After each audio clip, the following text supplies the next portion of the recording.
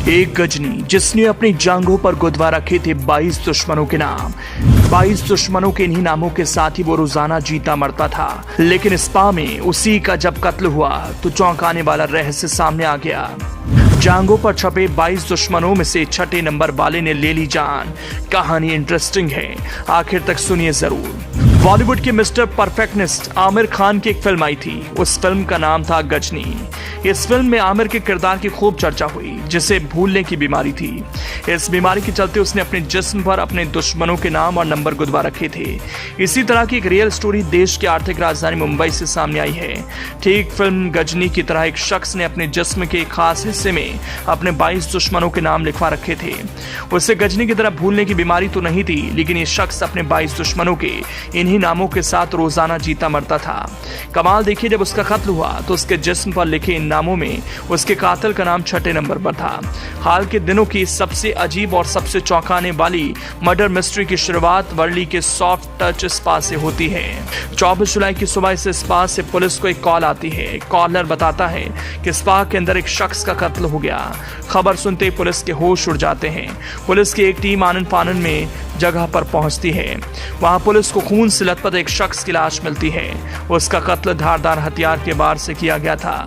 मगर कातिल की तलाश करने के साथ साथ जब पुलिस इस लाश को पोस्टमार्टम के लिए भिजवाती है तो लाश देखकर पोस्टमार्टम करने वाले डॉक्टर अचानक चौंक जाते हैं, क्योंकि मरने वाले शख्स की दोनों जांघों पर कोई एक दो नहीं बल्कि पूरे 22 लोगों के नाम लिखे थे, या यूं कहें उसकी जांघों पर टैटू के जरिए 22 लोगों के नाम की पूरी लिस्ट छपी थी। लेकिन अब सवाल ये था कि आखिर ये माजरा क्या है? जांघ पर इस तरह टैटू के जरिए 22 लोगों के नाम लिखवाने के पीछे का रहस्य क्या है? मरने वाले यानी नाम लिखवाने वाले शख्स के साथ साथ इन 22 लोगों का कैसा कनेक्शन है? तो जब पुलिस की नजर इस लिस्ट में लिखे नामों के साथ सबसे ऊपर लिखी एक लाइन पर गई तो जल्द ही इस राज पर से पर्दा उठ गया, क्योंकि इस लाइन में लिखा था, मेरे दुश्मनों का नाम मेरी डायरी में लिखा है, इसकी जांच कर कार्रवाई करें। इस लाइन में बात तो डायरी की हो रही थी, लेकिन शायद मरने वाले ने सेफ साइड में या यूं कहें कि डबल श्योर होने के लिए अपनी जांघ पर भी अपने इन्हीं दुश्मनों के नाम लिखवा लिए थे। लेकिन फिर सवाल यह था कि आखिर ये शख्स कौन था और वो ऐसे किस पेशे से जुड़ा था जिसमें उसके दुश्मनों की फहरिस्त इतनी लंबी हो चली थी। इसके बाद जब पुलिस की नजर दुश्मनों के इस लंबी लिस्ट के साथ साथ छठे नंबर पर लिखे एक नाम पर गई तो इस राज से भी पर्दा उठ गया। ये नाम किसी और का नहीं बल्कि उसी शख्स का था जिसके स्पा के अंदर इस शख्स का कत्ल हुआ था। जी हां, संतोष शेरकर। असल में ये स्पा संतोष का ही था और अपने स्पा में एक शख्स का कत्ल हो जाने की खबर भी सबसे पहले उसने ही पुलिस को दी थी। अब तक की तफ्तीश में मरने वाले शख्स की पहचान भी साफ हो चुकी थी। ये शख्स था 52 साल का गुरु वाघमारे, यानी एक ऐसा आरटीआई एक्टिविस्ट जिसका काम ही आरटीआई के जरिए लोगों की कमियां ढूंढना था, उन्हें कार्रवाई की धमकी देना और ब्लैकमेल कर रुपयों की वसूली करना था। शायद यही वजह थी कि उसके दुश्मनों की लिस्ट इतनी लंबी हो गई थी। जल्द ही तफ्तीश में साफ हो गया कि वाघमारे संतोष को भी पिछले कई सालों से लगातार ब्लैकमेल कर रहा था और उससे वसूली भी करता था। जाहिर है इसी वजह से वाघमारे की संतोष से दुश्मनी भी थी और वाघमारे ने अपने दुश्मनों की लिस्ट में छठे नंबर पर उसका नाम भी लिखवा रखा था। लेकिन सवाल यह था कि आखिर गुरु वाघमारे संतोष की स्पा में कैसे पहुंचा और यहां पर उसका कत्ल किसने किया था? पुलिस ने इसे लेकर स्पा मालिक संतोष से पूछताछ की तो यह सीक्वेंस भी साफ हो गया। संतोष ने पुलिस को बताया कि वाघमारे रात करीब 12:30 बजे 21 साल की उम्र वाली अपनी एक गर्लफ्रेंड के साथ उसके स्पा में पहुंचा था। तब तक स्पा में काम करने वाला स्टाफ अपने अपने घर जा चुके थे।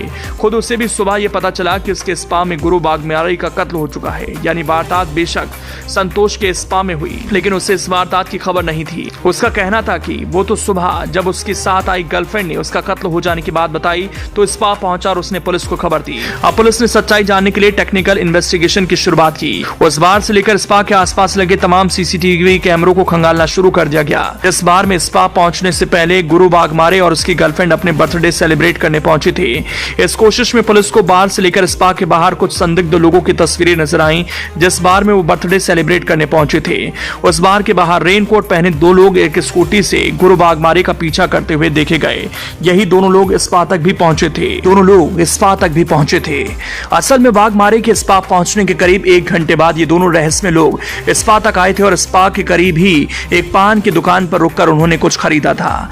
दोनों के पान की दुकान में रुकने की तस्वीरें भी सीसीटीवी कैमरे में कैद हो गई थी। अब पुलिस ने बिना वक्त गवाए पान वाले से पूछताछ शुरू कर दी। पता चला कि बीती रात रेनकोट वाले दोनों दोनों लोगों ने उसकी दुकान से गुटखा खरीदा था। दोनों ने गुटखे के पैसे यूपीआई से चुकाए। ये पुलिस के लिए एक और बड़ा क्लू था। पुलिस ने फौरन पान दुकानदार को यूपीआई पेमेंट करने वालों का नाम और फोन नंबर पता किया।